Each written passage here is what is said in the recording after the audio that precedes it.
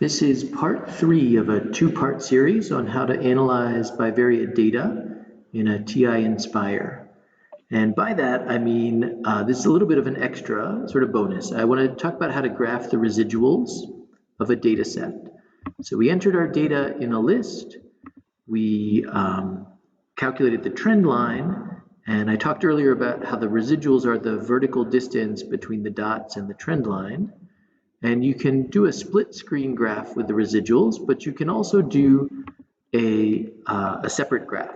And so to do that, I want to add a fourth page. And again, it's going to be type 5, data and statistics page. And on the x-axis, I'm going to add minutes as my variable, just like we did the first time.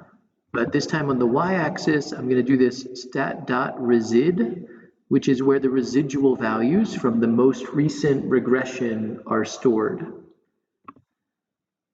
And there we see it. So this is similar to the graph in the first video, but it's full scale.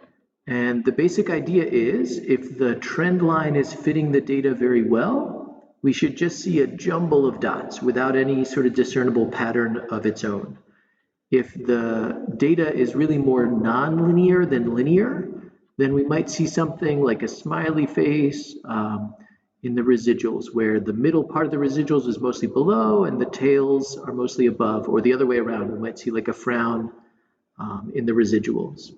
And so if you see something like that, it kind of indicates that a linear pattern maybe isn't the best fit, and maybe the data is more of a nonlinear relationship.